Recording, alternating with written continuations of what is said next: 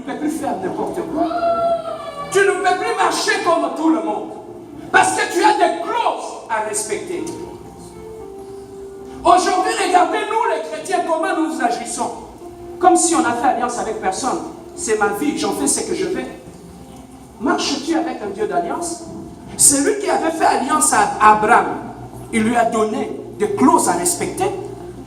Tu dis que tu marches avec un Dieu de l'alliance. Quelles sont les clauses que tu respectes dans ta vie? Comment tu marches? Comment tu t'es conduit alors que tu marches avec un Dieu d'alliance?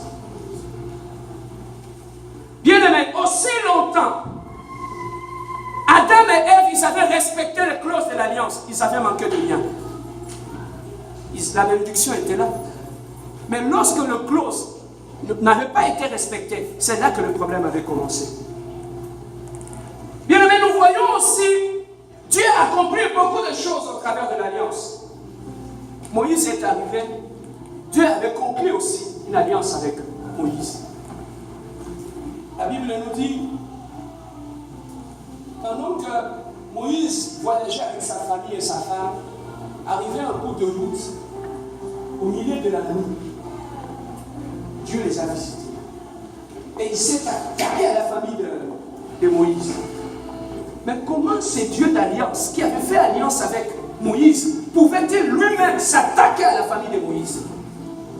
Tu sais pourquoi il s'était attaqué à la famille de Moïse? Parce que lorsqu'il avait regardé la famille de Moïse, il a vu que tous ses enfants étaient circoncis, sauf un. Et la colère de Dieu montant, et il voulait tuer cet enfant-là. Tout simplement pourquoi? Parce que Dieu avait donné dans ses instructions que tu ne garderas pas dans ta maison quelqu'un qui n'a pas la circoncision avec lui. Et la Bible nous dit, sa femme, qui était dans la révélation, elle a compris. Elle a pris un morceau de pierre, elle a coupé le prépuce de son fils, il a circoncis son fils et Dieu s'est retiré de la famille.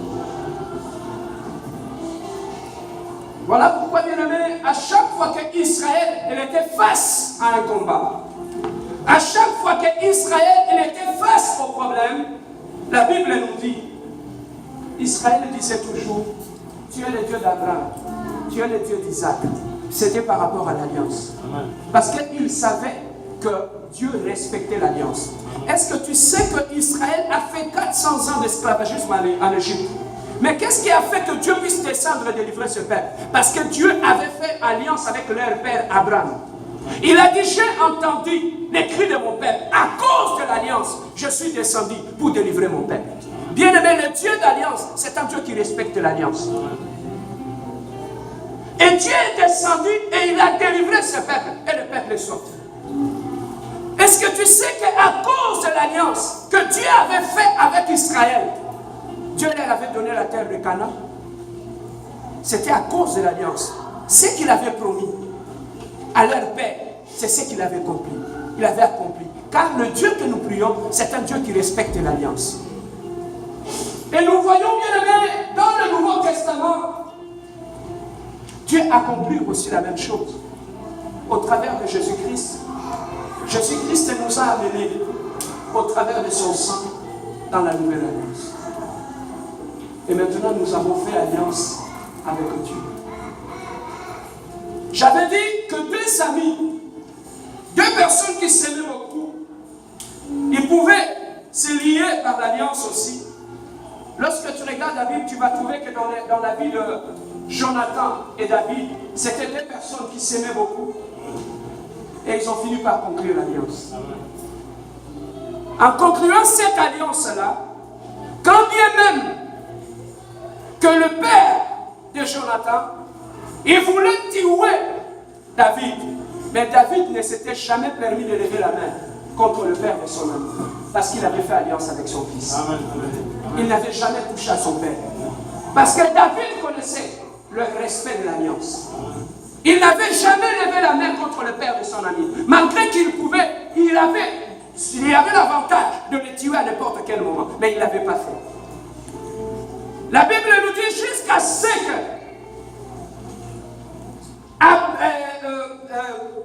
Jonathan et son père Saoul, Dieu les a rejetés. En les rejetant, mais regardez le langage de David. Lorsque quelqu'un est venu la tuer, Jonathan, il a tué son père Saoul. Il a tué son père Saoul. Quelqu'un a couru vers David pour aller lui dire, papa, on a tué Saoul. Et qui a tué Saoul? Il a dit, c'est moi. Je l'ai tué. Le seul fait que dans l'alliance, tes combats sont mes combats, moi. Celui qui touche ton père, je dois réagir. C'est ce que David a fait à cause de l'alliance qu'il avait fait avec son ami. Il a tué celui qui avait tué le père de son ami. Le respect de l'alliance. Bien aimé, j'aimerais dire à une personne ce matin qu'en faisant l'alliance avec Dieu, nous sommes bénéficiaires. Nous sommes bénis. En faisant l'alliance avec Dieu, j'aimerais dire à une personne, tes ennemis sont aussi les ennemis de Dieu. Celui qui lèvera la main pour te détruire, il sera aussi détruit par Dieu. Tu sais pourquoi? Parce qu'au travers de Jésus-Christ, nous sommes liés par un lien d'alliance. Et Jésus-Christ, bien aimé, il est celui qui a fait alliance avec nous. Et lorsque tu regardes même ce jour-là, il voulait s'en aller. La Bible nous dit, il a fait entrer ses disciples dans la maison, il a pris le repas. En prenant le repas, ils ont mangé ensemble avec ses disciples. Il a levé le vin, il a dit, buvez ceci, c'est mon sang, le sang de la nouvelle alliance. Car l'alliance que nous avons faite avec Christ, c'est l'alliance du sang, que rien ne peut rompre. Et en faisant cette alliance-là, tu vas remarquer que même dans la Bible, il y a des termes que nous appelons les termes de l'alliance. Jésus-Christ a dit une chose, ce que je vous demande de faire, si vous le faites, vous ne serez plus de serviteurs simples, vous deviendrez mes amis. Or, David et Jonathan, qui avaient fait alliance, ils étaient amis aussi. Lorsqu'on parle en termes d'amis, bibliquement parlant, ça n'a pas le même sens comme l'amitié que nous avons. Lorsqu'on parle en termes d'amis dans la Bible, ça veut dire que deux personnes qui sont dans l'alliance. Voilà pourquoi Jésus-Christ dit, si vous voulez être mes amis, la seule condition, respectez ma parole. Aussi longtemps que vous allez respecter ma parole, vous allez demeurer dans l'alliance et vous allez bénéficier de toutes les bénédictions qui sont réservées dans l'alliance. Mais maintenant, posons-nous la question en tant que chrétiens, en tant qu'enfants de Dieu. Quelles sont les clauses que nous respectons dans l'alliance que nous avons faite avec Dieu? Comment peux-tu réclamer les bénédictions qui sont attachées à l'alliance au moment où tu ne respectes pas les clauses de l'alliance? Voilà pourquoi certaines de nos prières ne sont pas exaucées. Parce que tu demandes des choses dont tu n'as pas droit. Tu ne respectes pas les clauses de l'alliance. Mais maintenant, ma question est celle-ci. Si Dieu était très sévère par rapport à l'alliance dans l'Ancien Testament, tu crois qu'il va laisser aller les choses dans le Nouveau Testament? Ce qui fait la force de l'alliance, c'est le respect des clauses. L'alliance a comme base l'amour. Là où il y a l'amour, il y a une alliance. Bien aimé, l'alliance, par excellence, pour le comprendre, c'est le mariage. C'est le mariage, si vous voulez comprendre les clauses de l'alliance. Lorsque deux personnes, comme Papa Marquis et sa épouse, ils se sont destinés, ils se sont vus, et on s'aime, nous voulons marcher ensemble. Mais pour marcher ensemble, nous devons nous lier par le lien du mariage, qui est aussi une alliance. Mais souvenez-vous, comme je vous avais dit, ce qui fait la force d'une alliance, c'est le respect des clauses qui sont dans l'alliance. Bien aimé, on peut être marié et divorcé au même moment. Vous pouvez rester dans la même maison sans que l'un ou l'autre vous puissiez respecter les clauses qui sont dans l'alliance. Est-ce qu'il faut appeler ça aussi mariage? C'est ça le problème. Lorsque l'homme demande la main de la femme et il accepte de marcher ensemble avec sa femme, l'homme a des choses qu'il doit respecter.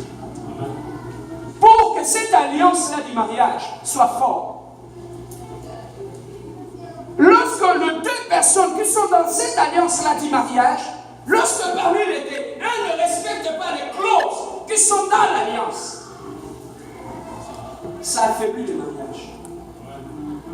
Ce qui fait la force du mariage, c'est le respect des clauses qui sont dans l'alliance. La première, c'est la fidélité. Amen. C'est la fidélité. Lorsque j'aime ma femme, je suis uni par les liens du mariage. J'ai une alliance avec cette femme. Pour que le mariage soit solide, il faudrait que l'homme respecte les clauses. La femme aussi respecte les clauses. Ce n'est pas le mariage, ce n'est pas le divorce qui crée des problèmes dans le mariage, mais le divorce n'est qu'une conséquence du non-respect des clauses qui sont dans le mariage. Est-ce que je peux le répéter encore? Les divorces arrivent lorsque les deux personnes qui ont fait alliance, parmi les deux, si l'une des personnes ne respecte pas les clauses qui sont dans l'alliance, ça mène au divorce. Mais aussi longtemps, là où dans le mariage, le secret dans le mariage, c'est le respect des clauses qui sont dans l'alliance. Bien aimé, je n'ai jamais vu aucun mariage où les gens respectent les clauses qui sont dans l'alliance et que ce mariage-là soit un mariage à problème. Le mariage devient un mariage à problème, c'est lorsque, parmi les deux, l'une des personnes ne respecte pas les clauses qui sont dans l'alliance. Ça, c'est d'abord la première des choses. Il y a certains mariages qui sont déjà des mariages condamnés à mort à cause de l'alliance. Souvenez-vous, quand tu es un fils, tu es un Isaac, tu ne peux que te marier à une reine. Lorsque tu es un fils d'alliance, tu ne peux que te marier à une fille de l'alliance. Bien aimé, tu peux être un homme ou une femme. Quand tu te maries à une personne qui n'est pas dans l'alliance avec Dieu, peu importe les cérémonies qu'on peut faire ici, peu importe tout ce qu'on peut faire, on peut embellir, on peut faire une fête somptueuse. Avec des limousines, avec dedans des palais, dans des ceci, on peut l'embellir. Mais le mariage est d'abord spirituel. C'est quand même triste de voir qu'aujourd'hui les gens investissent beaucoup d'argent dans la cérémonie même du mariage, au moment où le mariage n'est même pas fondé sur la parole de Dieu. Pourquoi ne pas mettre cet argent-là? Pourquoi investir cet argent-là dans le fondement même du mariage? Les gens vont venir, ils vont manger, ensuite ils vont s'en aller. Bien aimé, un mariage qui est bâti sur le sable, c'est un mariage qui fait, c'est beau à voir. Hein? Ah, ils se sont mariés, ils se sont rencontrés, c'est tellement beau. Bien aimé, bâtir un couple solide, c'est un travail de profondeur. Ce n'est pas un travail d'impression. Bâtir un couple solide, ça ne se bâtit pas devant les hommes. Bâtir un couple solide, ça ne se bâtit pas en publiant des photos sur le Facebook. Bâtir un couple solide, ça se bâtit à génie. D'abord. Un couple qui est bâti spirituellement, même lorsque l'intempérie arrivera, c'est un couple qui va résister. Mais un couple qui est bâti, bien aimé, lorsque je prends deux couples, celui qui bâtit un couple sur les sables, son couple grandit vite et les gens qui passent admirent. Oh, vraiment, c'est un bon couple, voilà comment ils sont, voilà comment le couple est parti, voilà la fête. Mais des fois, tu peux minimiser l'autre. Mais lui, depuis qu'ils se sont mariés, ça prend du temps. Oui, même si ça va prendre du temps, c'est que ça puisse prendre du temps. Parce que pour bâtir un hôtel, il faut commencer par creuser en profondeur. Tu ne peux pas aller plus haut si tu ne creuses pas en profondeur. C'est ça qui fait que beaucoup de mariages, ce sont des mariages qui n'avaient pas été creusés en profondeur. Il n'y a pas de fondement. Amen. Mais c'est beau à voir. Amen. Hein? Amen. Le mariage, bien aimé, c'est une alliance où deux personnes doivent se témoigner la fidélité d'abord. Et celui qui épouse une femme doit aussi accepter de protéger la femme, d'aimer la femme et d'être à côté de lui. Bien aimé, de la même façon, un constructeur, lorsqu'il construit par exemple sa télé, ça vient avec le manuel. Bien aimé, tu sais que tu peux acheter ta télé aujourd'hui et commencer à l'utiliser sans lire le manuel, tu peux le détruire le même jour. Est-ce que tu sais que tu peux le détruire le même jour? Le problème avec le mariage, pourquoi on a beaucoup de divorces? On a beaucoup de divorces parce que les gens ne respectent pas les clauses de l'alliance. Ou avant de se marier, les gens ne lisent pas le manuel qui vient avec le mariage. C'est ça que je dis dans l'église. On trouve des gens qui sont des chrétiens, mais qui forment un couple païen. Ils sont des chrétiens dans l'église. Ils viennent à l'église, ils servent Dieu. Mais leur couple, c'est un couple païen. Et je dis ça même à mes amis pasteurs, je dis, un couple qui est païen, ce n'est pas la bénédiction nuptiale ici qui fera que ce couple puisse devenir un couple chrétien. Un couple païen reste un couple païen. Dans un couple païen, ils ont leurs principes. Ici, il n'y a pas de Bible. Ici, c'est la femme qui fait la loi ou c'est l'homme qui fait la loi. Bien aimé, nous devons comprendre une chose. Le mariage est d'abord une institution divine. Ça ne vient pas du Canada ici. Le mariage a existé avant le Canada. C'est Dieu qui avait institué le mariage. Et en instituant le mariage, Dieu avait établi des principes et des règles à respecter. Et nous, le problème c'est quoi? On met la Bible de côté et on fonctionne par rapport à nous-mêmes.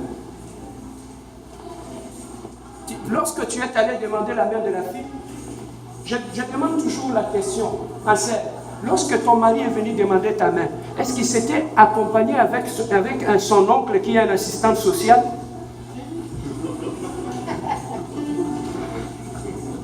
Hein? Maintenant que papa Maki c'est là et sa femme, est-ce que vous êtes venu avec un avocat ici? Hein? Papa, ils t'ont dit qu'ils ont venu avec un avocat?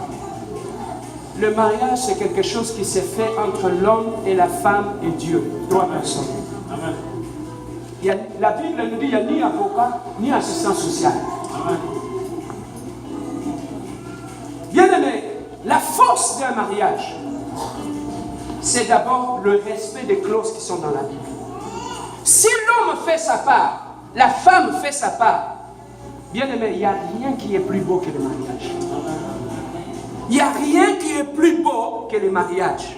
Mais à une seule condition, que chacun puisse faire sa part. Amen. Là où Dieu dit, Marie, aime ta femme, il faut l'aimer. Et si Dieu a dit à l'homme d'aimer sa femme, c'est parce que Dieu sait que l'homme a des problèmes. Mais pourquoi il n'a pas dit ça à la femme? Pourquoi il a dit à l'homme, toi tu dois aimer? Dans aimer, il y a beaucoup de choses. Dans aimer, il y a l'amour. Dans aimer, il y a la protection. Dans aimer, il y a le respect. Dans aimer, il y a la considération. Marie, tu dois aimer ta femme. Bien aimé, là où une femme se sent aimée, on ne parle plus de femme soyez soumise. Ça vient automatiquement.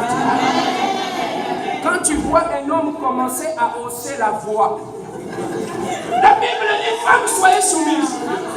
Something is wrong. Il y a quelque chose qui ne va pas. Une femme qui est normale, qui n'est pas possédée, quand elle se sent aimée, c'est comme une rose. Quand elle reçoit le soleil, elle s'ouvre, elle donne le beauté et le parfum. C'est ça la femme. Est-ce que je parle à une femme ce matin? La femme, c'est comme une fleur. Une fleur n'a pas besoin de bâton magique. Quand elle reçoit les rayons du soleil, elle s'ouvre. Elle donne la beauté, elle donne le parfum. Mais quand ça ne s'ouvre pas, c'est qu'elle ne reçoit rien. Amen. Hein? C'est comme ça que Dieu a créé la femme. Tout ce que tu mets dans la femme le multiplie. Amen. Hein? Amen. Tout ce que tu mets dans la femme fait quoi? Elle multiplie. Quand tu lui donnes l'amour, elle fait quoi? Et quand tu lui donnes la haine, elle fait quoi?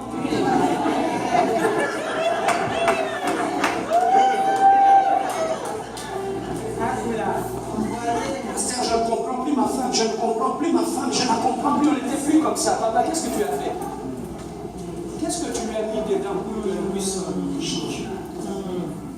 Et le message, un homme, c'est l'être le plus facile à dompter. L'homme a juste besoin de des choses. Tu veux contrôler ton mari? Vous voulez que je vous donne le secret? C'est simple. Pour contrôler un homme, c'est le respect et la considération. Un homme qui se sent respecté par sa femme, considéré, même s'il te dit d'aller balayer, tu vas aller balayer. Est-ce que je dis faux, les hommes? Oh, les papas, est-ce qu'on peut ajouter nos mères?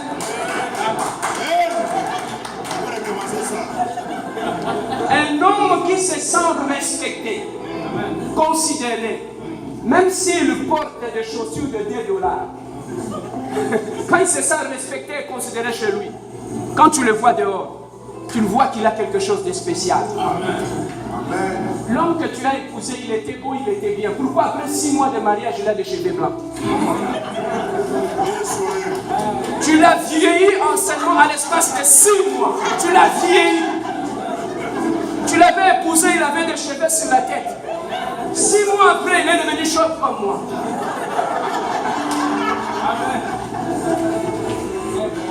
À l'église, on n'a pas besoin d'avoir de microscope pour voir. Quand tu vois un papa qui commence à marcher abattu, découragé, parce qu'il y a quelque chose qui ne va pas. Un homme qui se sent considéré et respecté, il peut même faire face aux sollicitations extérieures. Quand là-bas on me donne tout ce que j'ai besoin, qu'est-ce que je vais aller encore chercher ailleurs? À moins que je sois malade ou possédé. Bref, je suis en train de finir. Le mariage est une alliance. Mais pour que cette alliance-là soit forte, il faut apprendre à respecter les clauses qui sont dans l'alliance. Jésus-Christ, il avait aimé l'Église, qui était son épouse, et il avait fait alliance avec l'Église. Voilà comment Jésus-Christ se comporte par rapport à son épouse qui est l'Église. Il a pris, la Bible nous dit, il a pris ce qui était important pour lui, car Dieu a tant aimé le monde et il avait donné. Lorsqu'on aime, on donne. Amen. Dans cette alliance qui est le mariage, aujourd'hui, bien-aimés, 2 personnes. La force du mariage se situe au niveau de l'alliance. Qu'est-ce que vous vous étiez dit au début? Il y a 2 personnes qui ont compris le respect de l'alliance.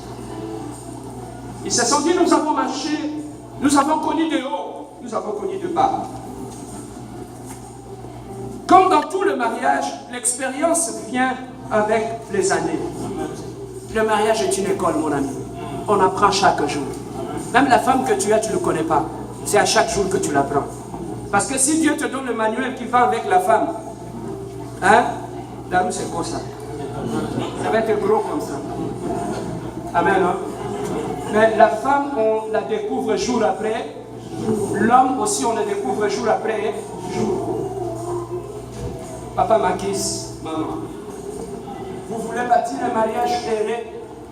Faites de votre couple un paradis. Vous avez les outils avec. Le respect, l'amour et la considération. Passez plus de temps à vous investir, à placer des fondements solides dans votre couple. Le mariage est une école. Le mariage, ce n'est pas pour les enfants ou pour les riches.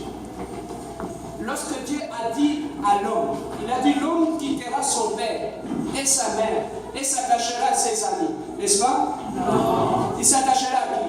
À sa femme. Il n'a pas dit que tu vas t'attacher aux amis de ta femme, mais tu vas t'attacher à ta femme. Donc, pour réussir cette union-là, tu dois d'abord quitter. Si tu ne quittes pas, tu ne pourras pas t'attacher. D'abord, il faut quitter. Lorsque tu quittes, et ensuite, tu t'attaches. Pour devenir un, il y a 2 choses qu'il faut faire. Il faut quitter, s'attacher, et ensuite devenir. Il y a un travail à faire. Et c'est un travail qui va prendre toute la vie. Vous faites de votre mariage une école où le jeune marié viendra apprendre auprès de vous. Chaque jour, apprenez. une seule chose, la patience. La femme, maman Nathalie, elle a été créée à côté de l'homme. Dieu a dit à l'homme, je te ferai une aide. La femme a été créée pour être une solution pour l'homme. Mais la femme n'avait pas été créée pour être un problème pour son homme. Fonctionne en mode solution. Dis-toi toujours, si cet homme a des failles, a des faiblesses, c'est ma mission à moi. S'il a des failles, c'est mes sujets d'intercession. C'est dans ta chambre que tu trouveras la solution. Pas ailleurs. Le pardon, l'acceptation, c'est ça qui est le plus important. Et pour terminer, pour une bonne femme, c'est celle qui bâtit sa maison. Mais avant de commencer à bâtir ta maison, commence d'abord à bâtir ta vie spirituelle d'abord. Bâtis ta vie spirituelle. Lorsque tu trouveras la force dans ta vie spirituelle, c'est alors que tu commenceras à bâtir ta maison. La patience et l'amour. Ces deux personnes, ils veulent renouveler leur alliance. Ils ont marché dans la vie, ils ont connu les hauts et les bas, mais aujourd'hui, ils ont décidé, ils ont dit, nous avons fait des erreurs, nous avons appris des choses. Maintenant, nous voulons renouveler notre alliance. Avec le temps, nous allons voir ici, ils vont se tenir devant et l'homme de Dieu va les accompagner dans ce processus de renouvellement d'alliance où ils veulent encore s'aimer, où ils veulent encore solidifier leur mariage. Voilà ce que nous allons faire. Mais entre nous, l'Église, n'oublions pas une chose, que nous avons une alliance avec le Seigneur Jésus et nous avons des clauses à respecter.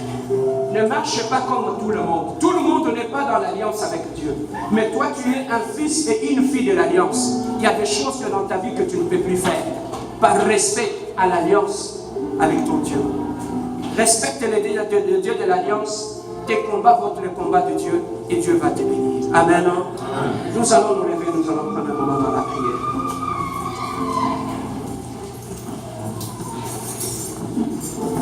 Oui, bien-aimés, on vient de nous parler par rapport à l'alliance que nous avons avec le Seigneur Jésus. Nous voulons lui dire, Seigneur, nous voulons marcher avec l'esprit de l'alliance. Nous voulons marcher dans le respect de l'alliance. Nous voulons lui dire, Saint-Esprit de Dieu, aide-nous à marcher dans l'alliance, à respecter les clauses de l'alliance et à garder l'esprit de l'alliance. Nous avons nos yeux fermés. Après ces cantiques, nous allons prier ensemble.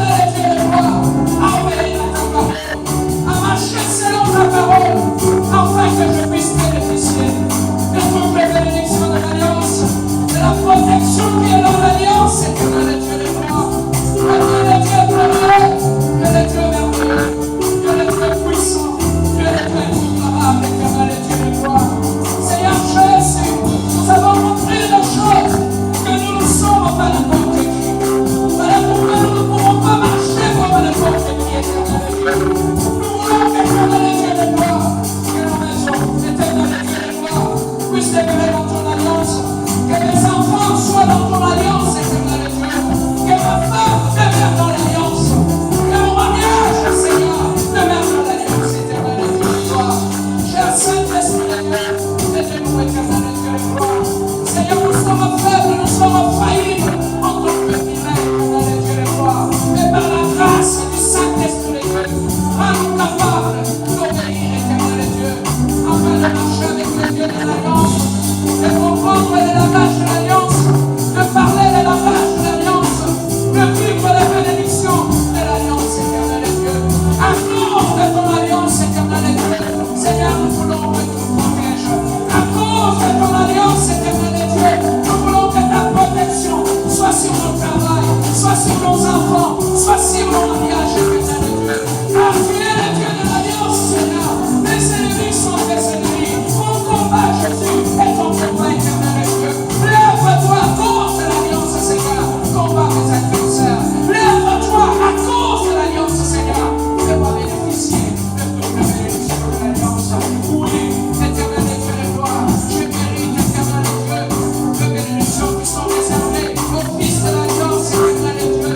Oui, je veux, éternel Dieu de gloire, je mérite, éternel Dieu, je crois, éternel Dieu, à toutes les bénédictions de l'alliance. Éternel Dieu de gloire, merci pour ton amour, merci pour ta fidélité, merci pour ta gloire.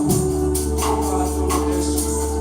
Voilà pourquoi nous te donnons une main d'acclamation, éternel Dieu de gloire.